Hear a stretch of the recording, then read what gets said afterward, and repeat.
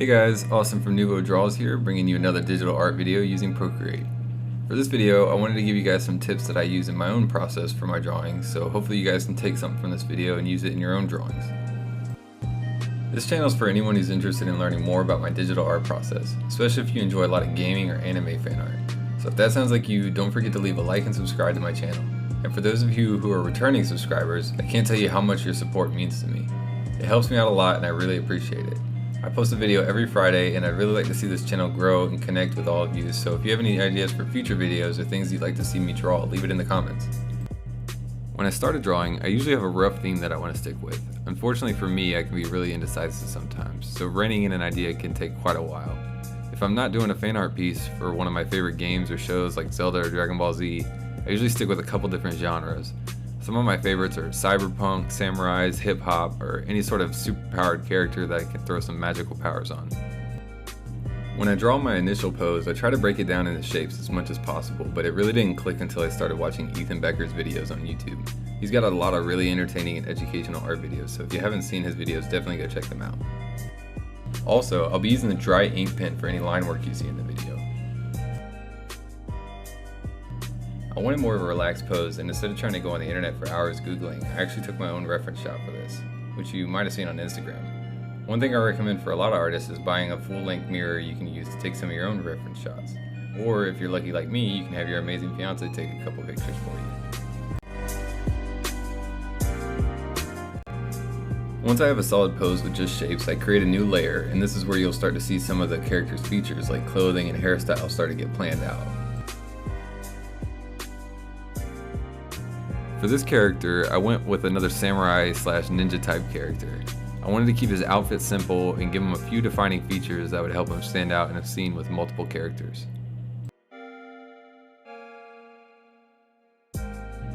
One of this character's defining features is the scarf he wears around his neck, and then another thing I wanted to give him was some sort of mask, but nothing flashy to keep the nature of him needing to be stealthy. To go along with his relaxed pose, I wanted his face to also seem relaxed, like it's just another day for him out doing whatever assassins do every day.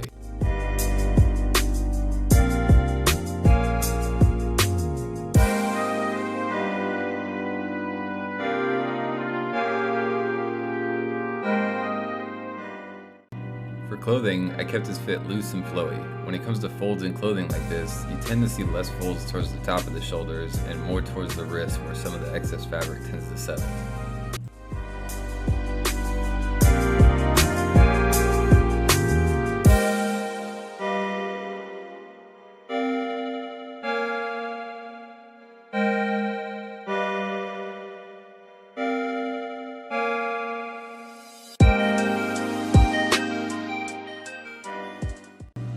Oftentimes, I will scale up and reposition the character before moving on to my final line layer to get a better composition for the overall piece. At this point, I have the character idea mostly laid out, so I create a new layer and start to do a cleaner line layer. When doing this line layer, I see it as my last opportunity to really push the character's expressions and give them more personality. This can mean tilting an eyebrow a little more or adding more of a defined shape to your character to give it a stronger pose.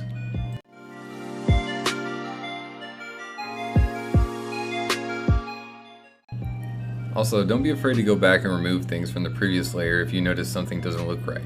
I often do, as you'll see throughout the video.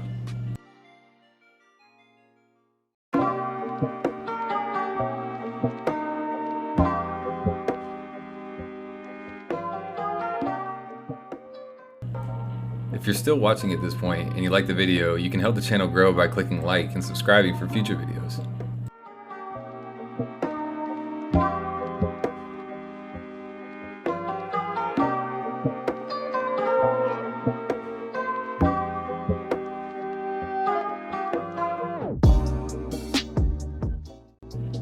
I wanted to make the clothes a little roughed up and make it seem like maybe it just recently been in a fight or something like that. So to do that, I'm adding some holes and tears in the pants and adding a few scuff marks in various places as well.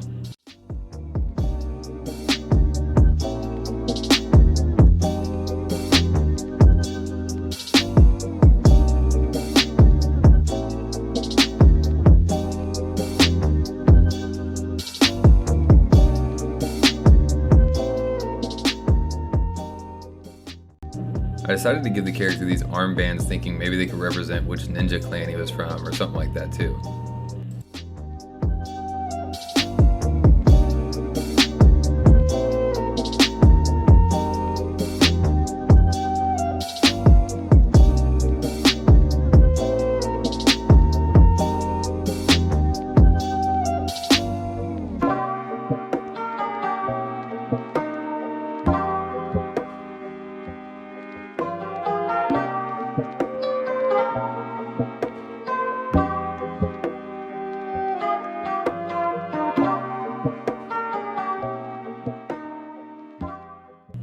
So here I do one more final line layer to finalize and fix anything I didn't like before. This line layer includes a few additional details like more tears in the scarf and little compressions in the fabric that weren't there before. I also add little details to the face like wrinkles and things like that.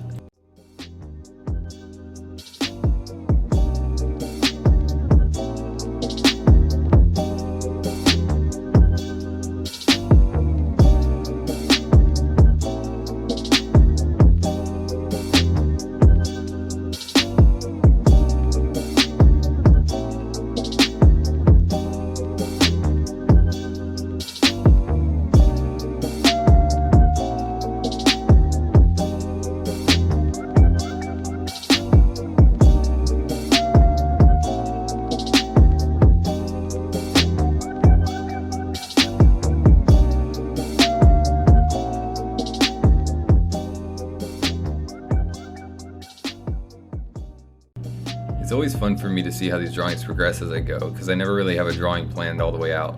But like I said earlier, each one usually starts with a general theme, and I just kind of go with what feels right. I feel like these are the moments where we really grow as artists.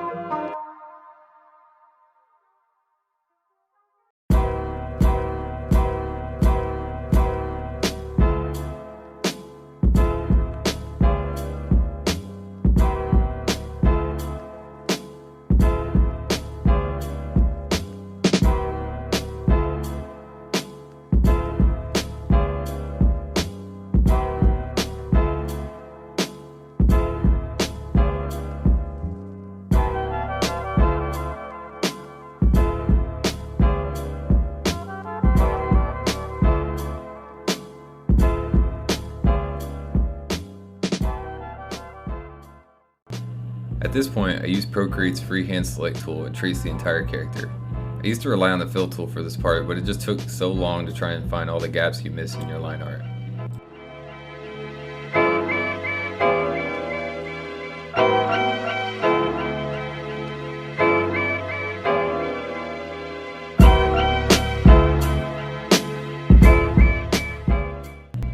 Once that's complete, select the color you'd like to set for the overall mood of the drawing.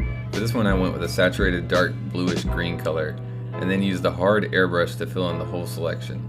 Then go back and select any areas you want to remove and touch up any missed areas. Now you can go in and create clipping layers on top of this layer without going outside the area you want to paint.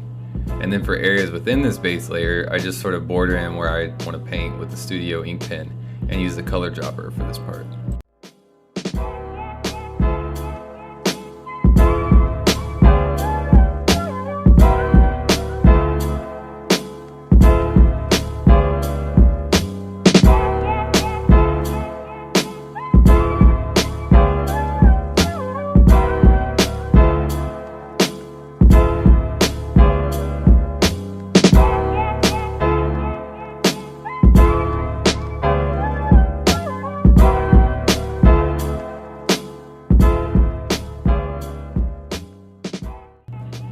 I went with a red accent color for his scarf to contrast his clothing and make it more of a defining feature for his character. Same for the other parts of his clothing, like the armbands and the cloth on his weapon.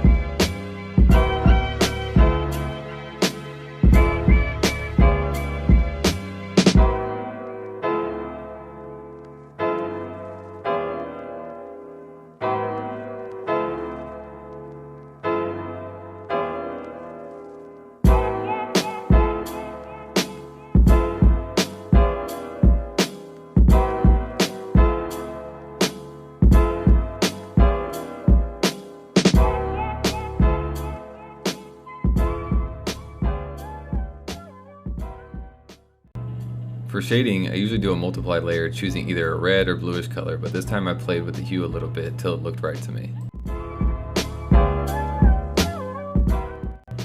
And now I'm cutting away at the areas where I want the light to hit the character. My light source for this one is mostly coming from his right side and sort of back a bit. Then I'll create another multiply layer and darken the areas where I want even less light to hit.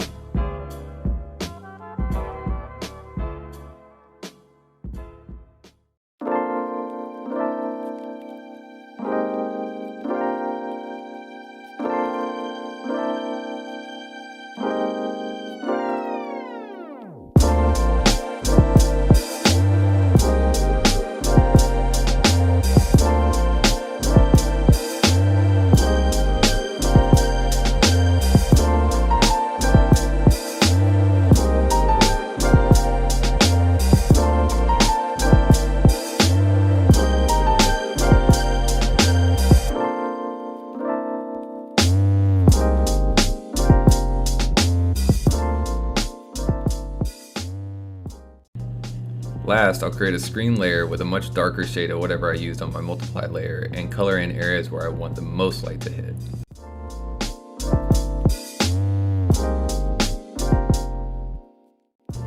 You can see sometimes I like to play around with different brushes to get different effects, like adding texture to the image.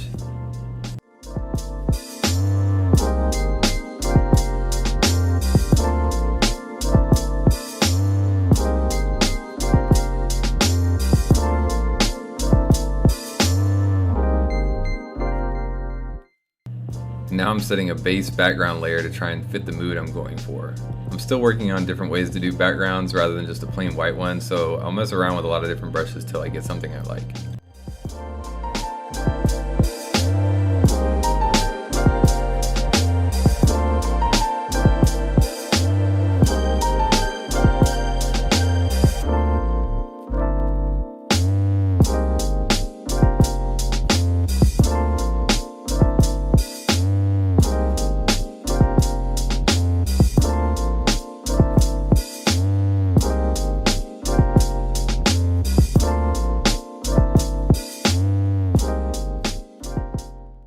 For this part, I went with a light pen brush to turn our ninja into more of a mystical looking one.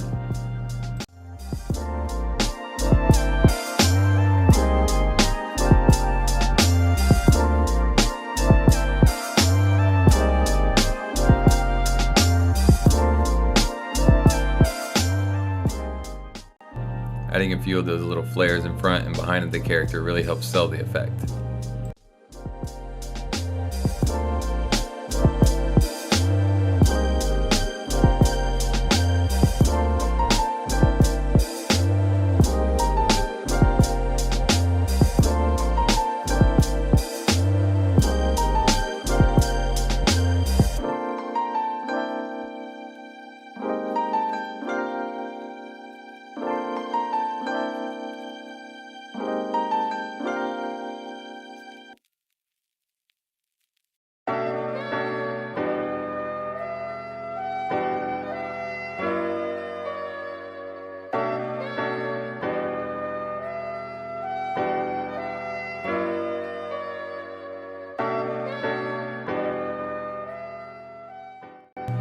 Before the final reveal, I wanted to present my Artist of the Week, MELOTTAE.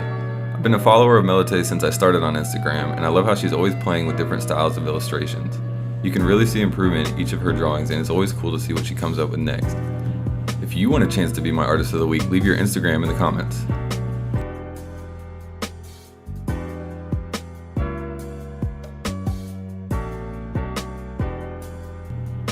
That's it for today's video. Don't forget to like and subscribe, as well as follow me on Instagram. It's much appreciated, and I really look forward to connecting with more of you guys, so leave any ideas for drawings or future videos you'd like to see in the comments. Peace.